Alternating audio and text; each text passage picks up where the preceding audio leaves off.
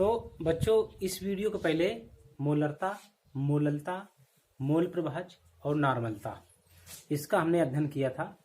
अब आगे टॉपिक आता है विलेयता, कि विलेयता क्या होती है। ये विलेयता तो हम देखते हैं कि जैसे ये हमारा कोई पात्र है, इसमें पानी भरा हुआ है।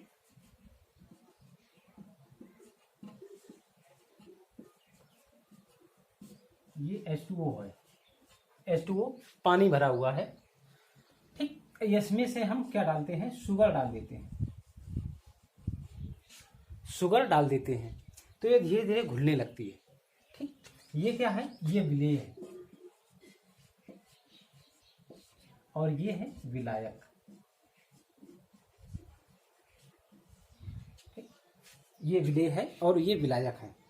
तो हमको समझना है विलेयता क्या होती है। ठीक, तो एक निश्चित ताप पर, जैसे इस समय मेरा टेम्परेचर है कमरे का 25 डिग्री सेंटीग्रेड, ठीक, और तापमान 776 एटमॉस्फेयर है। ठीक, तो उसमें से हमारा विलयन रखा है। ठीक, नॉर्मल टेम्परेचर और प्रेशर पर हमारा ये विलयन रखा हुआ है। इस विलयन में हम चीनी मिला देते हैं, ठीक, शुगर मिला देते हैं, मिलाते जाते हैं, मिलाते जाते हैं। ठीक, तो किसी विलायक में, ठीक, किसी विलायक में, ठीक, वह विलेय की वह अधिकतम मात्रा, ठीक, जिसमें कि वह विलेय पूरी तरह से विलायक में घुले हुए, उसकी विलेयता कहलाती है। इसको यहां से समझेंगे। किसी विलयन में निश्चित ताप पर, मैंने बताया निश्चित ताप पर विलेय की विलेयता, विलेय की इसकी घुलने की क्षमता, विलेयता का मतलब होता है उसकी घुलने की क्षमता, उसकी घुलने की क्षमता कितनी है। ठीक, विलेय की विलायक में घुलने की क्षमता को ही विलेयता कहा जाता है। आप ऐसे समझ सकते हैं, विलेय की विलायक में निश्चित ताप पर घुलने की क्षमता को विलेयता कहते हैं। तो किसी विलयन में निश्चित ताप पर विलेय की विलेयता विलायक की निश्चित मात्रा में घुली हुई अधिकतम मात्रा होती है। ठीक, विलायक की एक निश्चित मात्रा होगी और इसकी अधिकतम मात्रा कि इसमें हम कितनी से कितनी अधिक मात्रा विलेय की विलायक में घोल सकते हैं, इसे हम विलेयता कहते हैं। इसे हम विलेयता कहते हैं। ये विलेयता जो होती है ये तीनों माध्यमों में होती है, ठोस ठोस, ठोस द्रव, द्रव गैस। इस तरह से कि कोई पदार्थ, अभी तो ये क्या है, ये द्रव है और ये हमारा ठोस है। तो इस तरह की ये विलेयता हो गई, द्रव ठोस विलेयता। इस तरह की ये विलेयता कौन सी हो गई, द्रव ठोस विलेयता। ठीक, विलेयता द्रव गैस भी हो सकती है, द्रव ठोस द्रव, द्रव भी हो सकती है। समझ गए। तो हमारा विलायक क्या रहेगा, द्रव ही रहेगा। ये विलायक हमारा द्रव ही रहेगा। ठीक, हमारा विलेय बदल जाएगा। ये क्या है, विलेय है। ठीक, ये हमारे विलेय बदल जाएंगे। ठीक, कि जब द्रव ठोस की मिश्रण करेंगे तो वो विलेयता द्रव ठोस विलेयता कहलाएगी। जब द्रव और गैस को मिलाएंगे तो ऐसी विलेयता द्रव गैस विलेयता कहलाएगी। जब द्रव द्रव को मिलाएंगे तो ऐसी विलेयता जो है द्रव द्रव विलेयता कहलाएगी। यही इस चैप्टर का मेन आधार है। हेनरी का नियम हो या राउल्ट का नियम हो, इसी के माध्यम से ही हम आगे बढ़ेंगे। तो पहले हम छोटी छोटी परिभाषाएं समझ लें कि हेनरी और राउल्ट के नियम के पहले जो नींव के ईंट होती है, जैसे इमारत बनाने के लिए हमको एक नींव बनानी पड़ती है। ठीक, उसमें ईंट लगते हैं तो उसमें एक मजबूत ईंट लगाए जाते हैं कि हमारी इमारत हिले नहीं।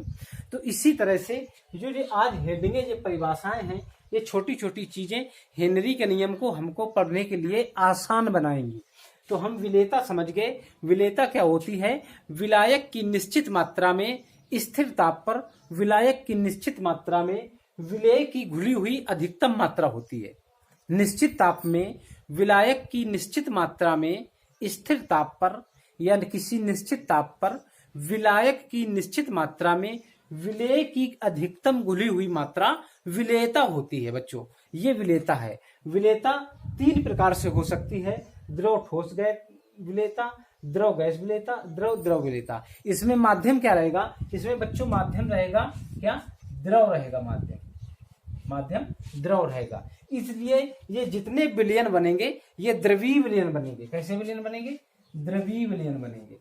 द्रवीय विलयन बनेंगे। ये तीनों जो है द्रवीय विलयन बनेंगे। अगर माध्यम ठोस कर देंगे और ठोस के साथ ठोस के साथ द्रव और ठोस के साथ गैस मिलाएंगे तो वो ऐसे ठोस विलयन कहलाएंगे। ठीक। और माध्यम गैस कर देंगे, गैस के साथ गैस के साथ द्रव और गैस के साथ ठोस को मिलाएंगे तो ऐसे विलयन हमारे गैसीय विलयन कहलाते हैं। तो हम द्रवीय विलयन पढ़ेंगे। द्रवीय विलयन के अंतर्गत जो हेनरी राउल्ट के नियम और अन्य बहुत से नियम इस चैप्टर में आते हैं, तो उसी आधार पर हम आगे बढ़ेंगे। तो हम विलेयता समझ गए। अब आता है विलीनीकरण एवं क्रिस्टलीकरण क्या होता है। तो हम जानते हैं बच्चों कि जैसे एक क्या है कि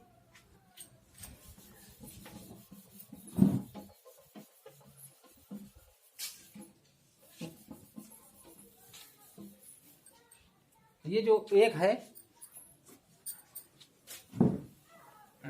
विलीनीकरण और क्रिस्टलीकरण, बिल्कुल सिंपल होता है। ये हमारा एक पात्र है, इसमें हमारा पानी भरा हुआ है।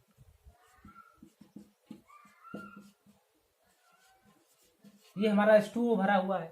अब इसमें से हम क्या डालेंगे? ठोस डालेंगे, सॉलिड NaCl हम डालेंगे। ठीक, NaCl डालेंगे या C6 ग्लूकोज डाल सकते हैं या और भी कुछ डाल सकते हैं। हमने NaCl डाला। ठीक, तो धीरे धीरे ये क्या करेगा? इसमें विलीन होने लगेगा, घुलने लगेगा। क्या होने लगेगा? विलीन होने लगेगा। ठीक, तो जब किसी द्रव विलायक में ठोस विलेय को डाला जाता है तो वो धीरे धीरे उसमें घुलने लगता है, विलायक में घुलने लगता है। इस प्रक्रिया को हम क्या कहते हैं? विलीनीकरण कहते हैं। वही चीज लिखी है। जब एक ठोस विलेय द्रव विलेय में डाला जाता है तो उसमें ये आसानी से घुलने लगता है। इस प्रक्रिया को हम विलीनीकरण कहते हैं। ये अक्सर हम देखते हैं, चाहे चीनी का शरबत बनाना हो या पानी में नमक डालना हो तो वो धीरे धीरे घुलने लगता है। ठीक, तो इस प्रकार के विलयन को हम क्या कहते हैं? इस प्रकार की प्रक्रिया को हम विलीनीकरण कहते हैं। ठीक, और यदि हम इसी तरह से NaCl की मात्रा इसमें पानी में डालते रहें, पानी में डालते रहें और हम पानी को चलाएं ना, पानी ये जो पात्र है बर्तन को हिलाएं डुलाएं ना, तो विलेय के कण, ठीक, क्या करेंगे? विलेय के कण, ठीक है, अन्य कणों के साथ, अन्य विलेय के कणों के साथ संगठित हो जाएंगे, मिल जाएंगे और एक क्रिस्टल की तरह नीचे जम जाएंगे। तो इस ऐसे क्रिस्टल की तरह नीचे जम जाएंगे। ठीक, तो इस प्रक्रिया को क्या कहेंगे? क्रिस्टलीकरण कहते हैं। क्या कहते हैं? क्रिस्टलीकरण कहते हैं। तो ये क्रिस्टलीकरण हो गया। तो है घुलने लगता है। यदि विलेय की सांद्रता, ठीक, यही मैंने मत बताया, इसको सांद्रता धीरे धीरे बढ़ाते जाएं, विलेय की सांद्रता धीरे धीरे बढ़ाते जाएं तो विलेय के कुछ कण अन्य कणों के साथ संघट्ट होकर विलयन से अलग हो जाते हैं और ये प्रक्रिया क्रिस्टलीकरण कहलाती है। ठीक, ये नीचे हो जाएंगे, विलयन हमारा ऊपर हो जाएगा और ये कण हमारे नीचे हो जाएंगे और ये प्रक्रिया हमारी क्या कहलाएगी? क्रिस्टलीकरण कहलाएगी। तो बच्चों ये क्रिस्टलीकरण हो गया।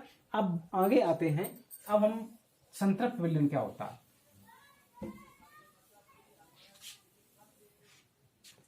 संतृप्त विलयन होता है, आप लोगों ने अक्सर देखा होगा, ये हमारा पात्र है, इसमें हमारा H2O भरा है, विलायक है, ये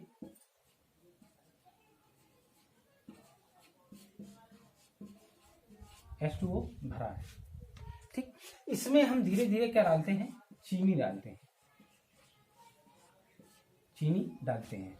ठीक, तो धीरे धीरे ये डालते रहेंगे, देखा होगा आप लोग, डालते रहो और इसको हिलाते रहो तो ये चीनी धीरे धीरे क्या हो जाएगी? विलीनीकरण हो जाएगी। विलीनीकरण की प्रक्रिया होती रहेगी और ये चीनी इसमें क्या घुलती रहेगी, चीनी लगातार घुलती रहेगी। फिर और चीनी डालेंगे, वो भी घुल जाएगी और चीनी डालेंगे वो भी घुल जाएगी, फिर और चीनी डालेंगे वो भी घुल जाएगी। तो बच्चों एक दशा ऐसी आती है कि विलयन इतना ज्यादा सांद्र या इतना ज्यादा गाढ़ा हो जाता है कि उसमें विलेय घुल नहीं पाता है, उसमें विलेय घुलना बंद हो जाता है। ठीक, तो ऐसी कंडीशन जहां पर विलेय विलायक में घुल ना सके, ठीक, ऐसा विलयन जिसमें विलेय को विलायक में घोला ना जा सके, तो उस विलयन को हम क्या कहते हैं? संतृप्त विलयन कहते हैं। कौन सा विलयन होता है? संतृप्त विलयन होता है। परिभाषा लिखी है, दिए गए ताप एवं दाब पर जब किसी विलयन को, ठीक है, दिए गए ताप और दाब में जब किसी विलयन पर या किसी विलयन में और अधिक विलेय न घोला जा सके, तो ऐसे विलयन को संतृप्त विलयन कहते हैं। ठीक, और असंतृप्त विलयन कब होगा? दिए गए ताप और दाब पर, ठीक है, जब किसी विलयन में और अधिक विलेय को घोला जा सके, तो ऐसे विलयन को असंतृप्त कहते हैं।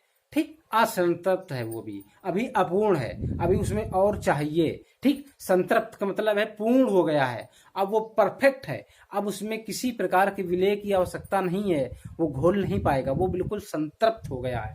तो ये संतृप्त विलयन और असंतृप्त विलयन समझे। अब बच्चों हम विलेयता के आधार पर जो हेनरी और राउल्ट के नियम है उसका आगे अध्ययन करते हैं।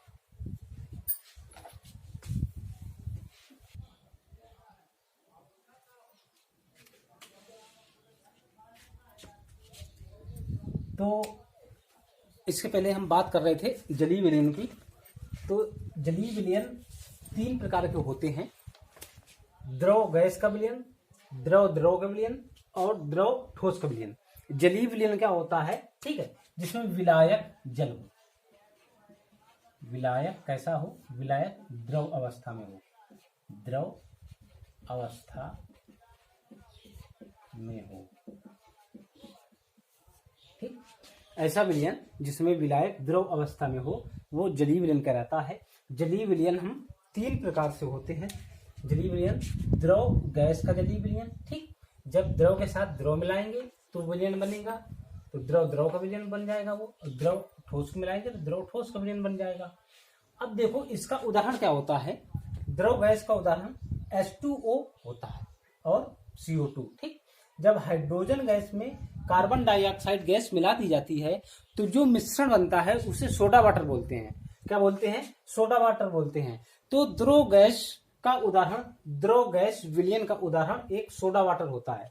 द्रव द्रव का उदाहरण होता है H2O। जब पानी में एल्कोहल मिला दें तो हमारा कैसा मिश्रण बन जाता है? द्रव द्रव के साथ मिश्रण बन जाता है। तो इस प्रकार का एग्जाम्पल होता है H2O प्लस एल्कोहल का मिश्रण।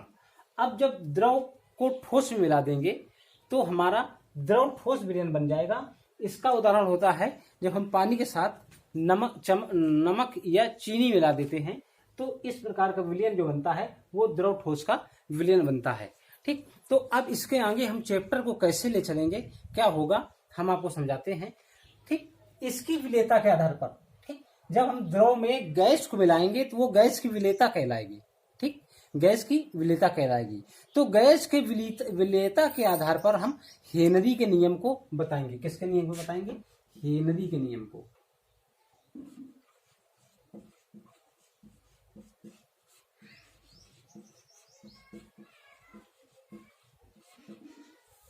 ठीक, हेनरी के नियम को बताएंगे। ठीक, इसके बाद क्या करेंगे हम? हेनरी के नियम के अनुप्रयोग। हेनरी के नियम के अनुप्रयोग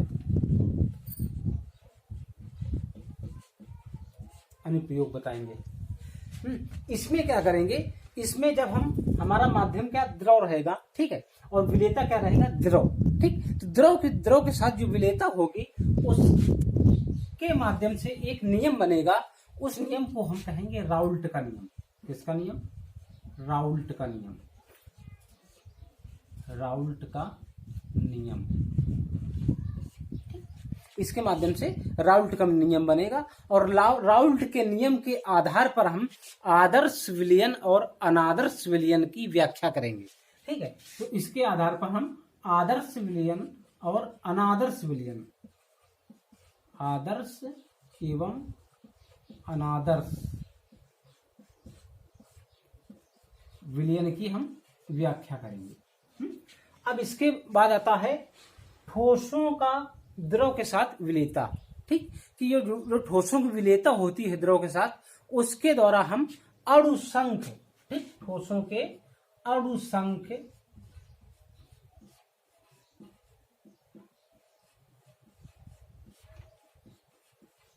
गुणधर्म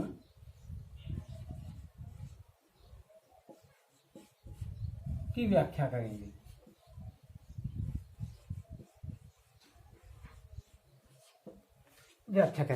तो हम इस तरह से आगे पढ़ाएंगे। तो सबसे पहले आता है कि हम विलेयता पढ़ाए थे अभी। विलेयता में गैस की विलेयता जो द्रव के साथ होती है, मतलब गैस को द्रव के साथ कैसे घोलते हैं, उसका जिक्र हम आगे कर रहे हैं। ठीक, तो हेनरी महोदय ने इसके विषय में बताया था। तो इसको साफ कर देते हैं, केवल हम इसको रखते हैं।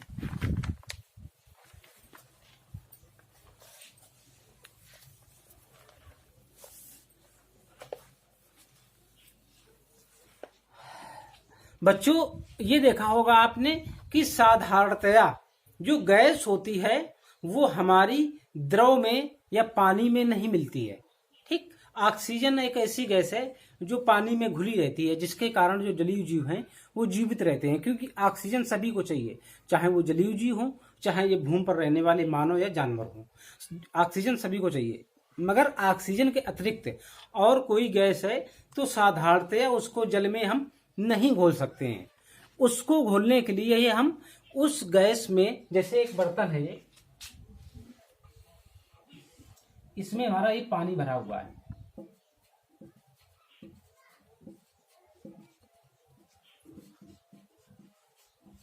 ये पानी भरा हुआ है, इसमें हमको गैस को घोलना है। ठीक, तो जो गैस घोलेंगे, हमने गैस अंदर तक ले जाके छोड़ दिया यहाँ पर, तो बुलबुलों के रूप में फिर ऊपर आ जाएगी, तो इस तरह से हम गैस को घोल नहीं सकते हैं।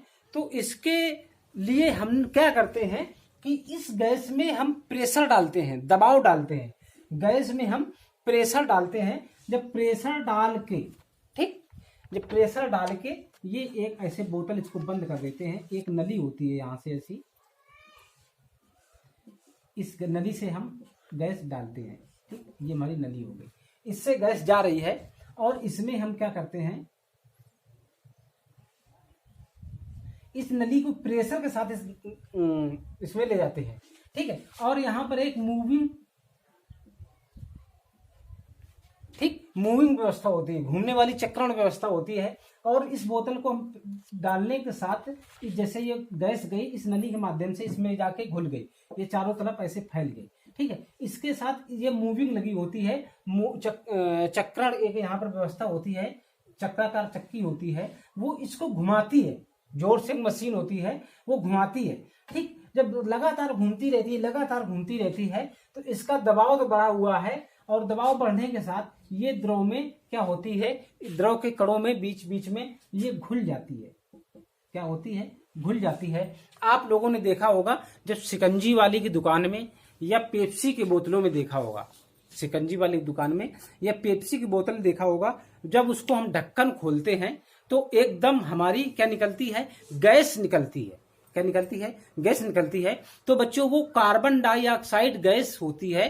ठीक, हम सोडा वाटर जो पीते हैं उसमें कार्बन डाइऑक्साइड गैस मिलाई जाती है, तो वो कार्बन डाइऑक्साइड गैस होती है, और उसमें अधिक, उस बोतल में बहुत अधिक दाब के साथ उस गैस को भरा जाता है।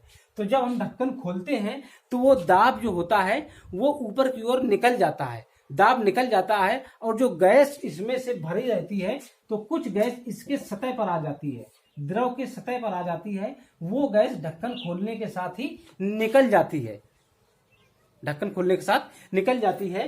तो हेनरी महोदय ने इसी विलेयता को, कि गैस की जो द्रवों के साथ विलेयता होती है वो कैसी होती है, उसको इन्होंने बताया। तो अब बात हम करते हैं हेनरी के नियम की। हेनरी के नियम की, तो हेनरी का नियम लिख रहे हैं हम।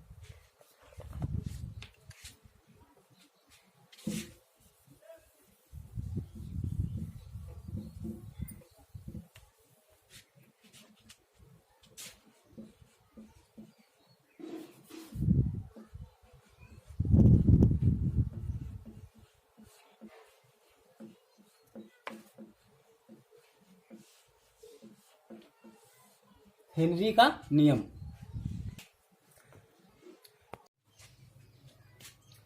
तो हेनरी का ये नियम है। हेनरी ने बताया कि जैसे हमारा कोई द्रव है,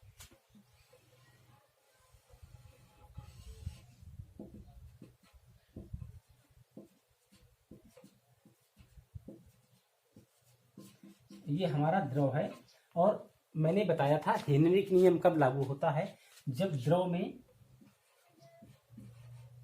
में कोई गैस मिलाई जाती है, द्रव गैस का विलयन जब होता है तब हेनरी का नियम लागू होता है। तो हेनरी ने बताया कि जब हम अधिक दाब, ठीक, इसमें गैस मिलाना है, हमको क्या मिलना है, गैस मिलाना है, ठीक, इस पानी में हमको गैस मिलाना है।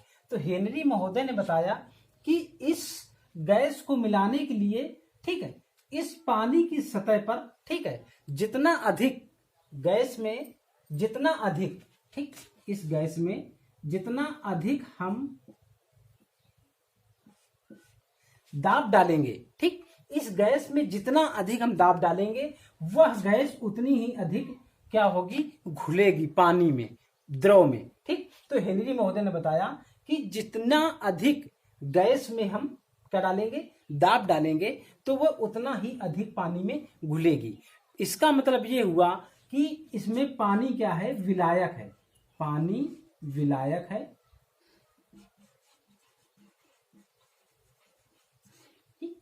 और गैस क्या है, गैस हमारी विलेय है, गैस विलेय है।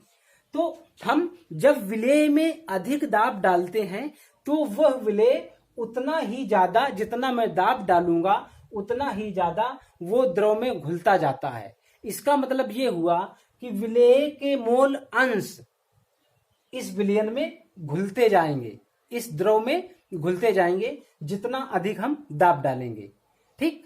तो जितना अधिक दाब, ठीक, किसका, विलेय का, गैस का, जितना गैस का दाब बढ़ाएंगे उतने ही उसके मोल अंश पानी में क्या होंगे, घुलते जाएंगे, बढ़ते जाएंगे, उतने ही उसके मोल अंश पानी में क्या होंगे, घुलते जाएंगे। तो मोल अंश को बच्चों, मोल अंश को, मोल प्रभाज को हमने ए से दर्शाया था, एक्स से दर्शाया था, ठीक।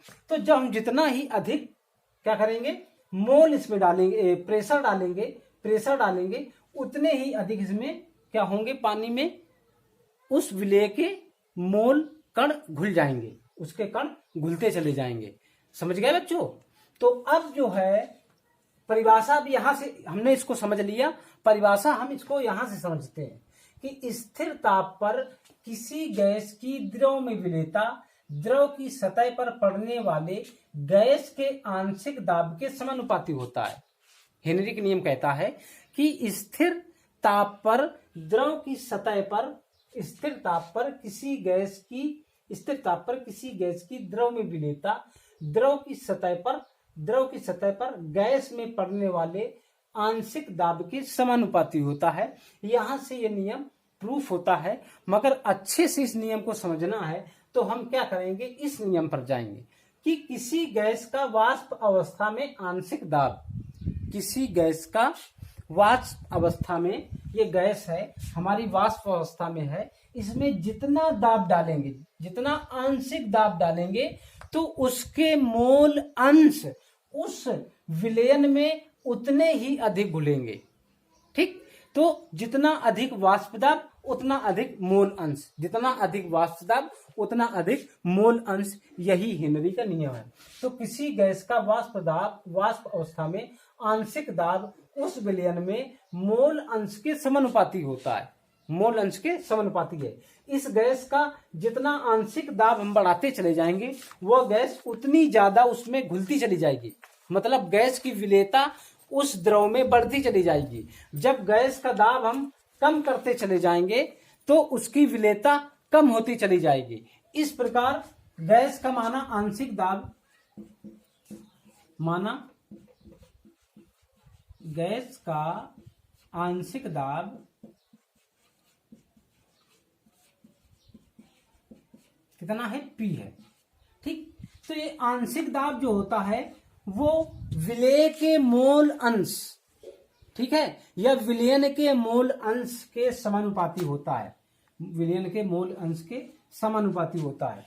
और एक नियम होता है कि ये समानुपाती जब निशान हटाते हैं, चिन्ह हटाते हैं, तो एक स्थिरांक लग जाता है, तो लग जाएगा P = KH, ठीक है, हेनरी कांस्टेंट X। ये है बच्चों हेनरी का नियम है, ठीक।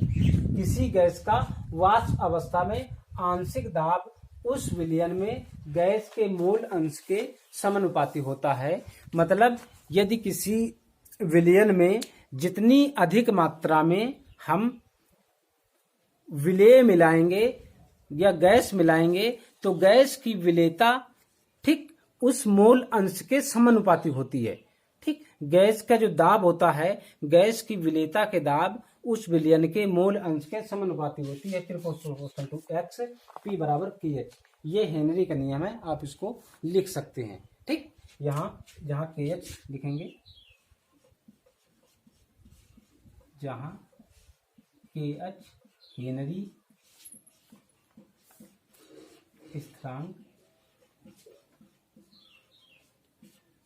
X क्या है, मोल अंश या मोल प्रभाज्य, ठीक। P क्या है, दाब, आंशिक दाब,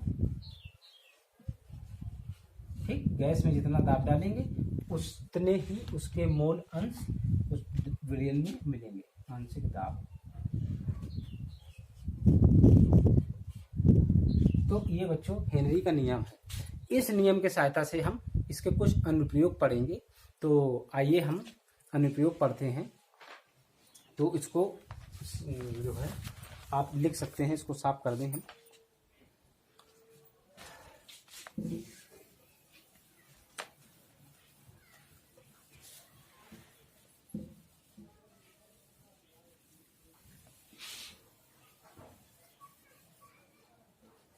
हेनरी के नियम में हमने पढ़ा कि किसी गैस पर जितना दाब डालते हैं वह गैस उस विलयन में उतनी ही अधिक घुलती है।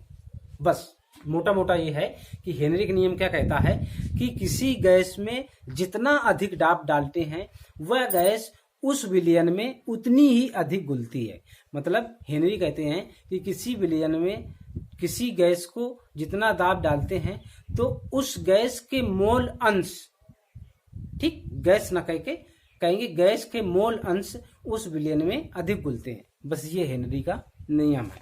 अब इसके अनुप्रयोग हैं। पहला क्या है, soda water. Number 1, soda water क्या होता है, H2O और CO2 का मिश्रण होता है, ठीक। इसको बोलते हैं सोडा वाटर, ठीक। H2O और CO2 का मिश्रण होता है। तो सोडा वाटर में शीतल पेयों, ठीक है, सोडा वाटर और पेप्सी जैसे कोल्ड ड्रिंक होती है, इनमें CO2 की विलेयता बढ़ाने के लिए बोतलों को अधिक दाब पर बंद किया जाता है, ठीक। तो पहला नियम है, फर्स्ट नियम है, ठीक है, सोडा वाटर एवं शीतल पेयों की विलेयता, पेयों की CO2 की विलेयता बढ़ाने के लिए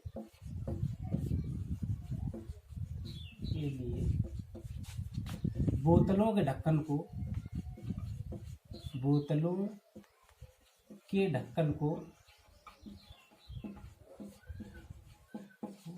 अधिक दाब के साथ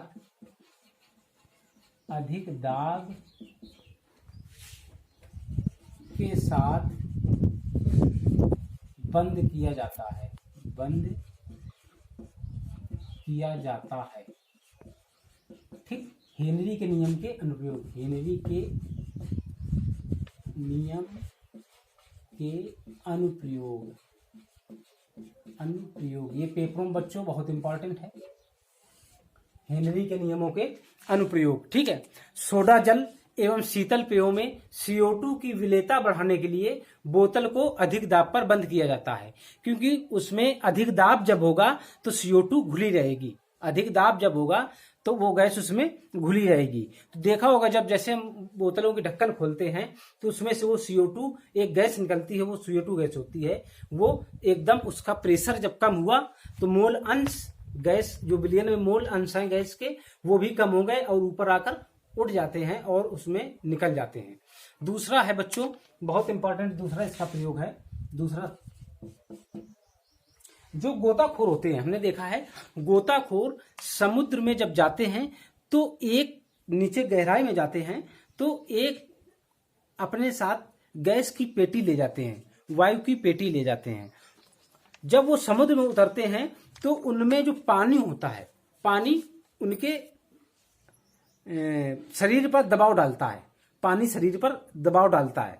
ठीक, तो हमारा जो शरीर है उसमें खून होता है, उसमें ब्लड होता है। ठीक, और जब समुद्र के अंदर हम जब बच्चों पहुंच जाते हैं तो हम गैस जो सांस लेते हैं तो वो सिलेंडर से लेते हैं। जिस सिलेंडर को हम, गैस के सिलेंडर को हम अपने साथ ले गए हैं, उस सिलेंडर में नाइट्रोजन और ऑक्सीजन गैस का मिश्रण होता है, नाइट्रोजन और ऑक्सीजन गैस का मिश्रण होता है। तो जब हम अंदर जाते हैं तो हमारे शरीर पर एक दाब पड़ता है, हमारे शरीर पर एक दाब पड़ता है।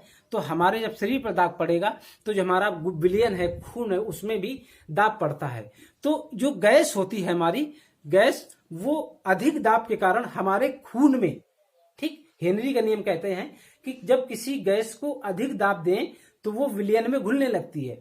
तो जो हम गैस, जिस गैस के साथ हम पेटी के साथ अंदर गए थे, तो जब बहुत गहराई में चले जाते हैं तो पानी का इतना अधिक दबाव होता है हमारे शरीर पर कि जो गैस हम सांस लेते हैं, ठीक, सांस के दौरान हमारे फेफड़ों में जाती है और फेफड़ों के माध्यम से वो गैस हमारे खून में घुलने लगती है, विलेयता बढ़ने लगती है। किसकी विलेयता?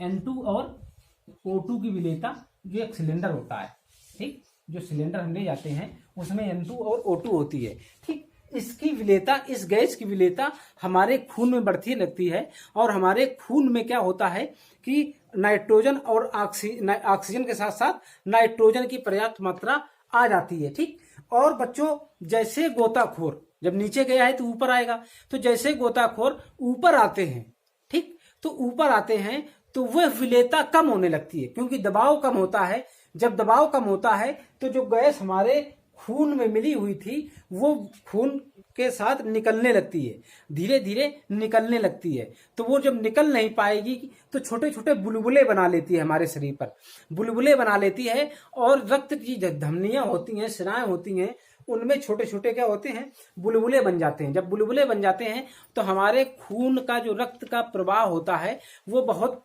कम हो जाता है, रक्त का प्रवाह कम हो जाता है और एकदम शरीर में, गोताखोरों के शरीर में एकदम दर्द चालू हो जाता है, बहुत तेज दर्द होता है।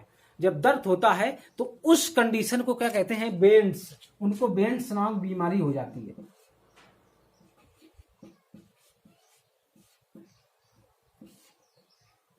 बेंड्स नामक बीमारी हो जाती है क्योंकि उनके शरीर में छोटे छोटे जो गैस के बुलबुले हैं, जो छोटे छोटे क्या कहते हैं, फफोले टाइप के शरीर में निकल आते हैं। ठीक, तो ये बहुत घातक होता है। इस कंडीशन में चूंकि हमारा जो गैस नसें हैं उसमें हमारे गैस के उस छोटे छोटे बुलबुले निकल आए हैं, क्योंकि अब यहाँ पर प्रेशर कम हो जाएगा तो वो गैस बाहर की ओर निकलेगी, उसको कोई मार्ग नहीं मिलता है, तो वो छोटे छोटे बुलबुले रूप में वहीं रुक जाती है और हमारे खून का संचार कम हो जाता है। ऐसे गोताखोरों के बहुत तेज शरीर में दर्द होता है और उससे उनसे इस कारण उनकी जान जा सकती है। तो इस अवस्था से बचने के लिए जो हमारा सिलेंडर था इसमें एक और गैस मिला लेते हैं, बहुत हल्की गैस होती है, हीलियम। ठीक है, हीलियम गैस मिलाने के साथ ये विलयन जो होता है, पूरा विलयन क्या होता है, ये पूरा विलयन जो गैस का विलयन होता है, गैस का विलयन तनु हो जाता है। कैसा हो जाता है? तनु हो जाता है, पतला हो जाता है। ठीक, तो जब पतला विलयन हो जाएगा तो ऊपर जब हम आएंगे, ठीक, ऊपर जब हम आएंगे तो हीलियम, नाइट्रोजन और ऑक्सीजन, ये विलयन एक तनु विलयन हो गया। ठीक, और इसको जब हम, गोताखोर हमारा नीचे जाता है इस गैस के मिश्रण को लेकर, तो ये तनु विलयन है, पूरा विलयन कैसा है, तनु विलयन है।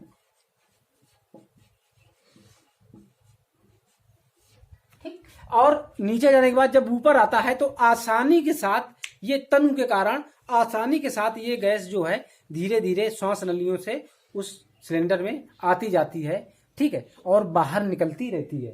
तो इस प्रकार ये बैंड्स नामक जो बीमारी होती है, इस प्रकार बैंड्स नामक जो बीमारी होती है उससे हमारे गोताखोर बच जाते हैं। तो दूसरी कंडीशन बच्चों हमने ये बताई, तो इसको आप लिख सकते हैं, समझ गए होंगे, लिख सकते हैं। तीसरा इसका उपयोग होता है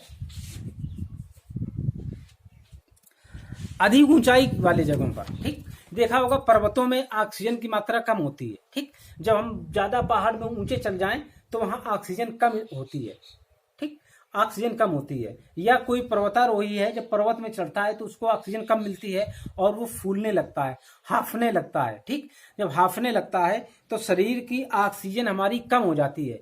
जब शरीर की ऑक्सीजन कम हो जाएगी तो हमारे मस्तिष्क की भी ऑक्सीजन कम हो जाएगी और हमारे सोचने की क्षमता कम हो जाती है, ठीक। सोचने की क्षमता कम हो जाती है, शरीर हमारा कमजोर हो जाता है। इन लक्षणों को या इस बीमारी को क्या बोलते हैं? एनेक्सिया बोलते हैं। एनेक्सिया कि एनेक्सिया हो गया है, ठीक। एनेक्सिया क्यों हो जाता है? क्योंकि वहां पर हमारी ऑक्सीजन कम हो गई, ठीक।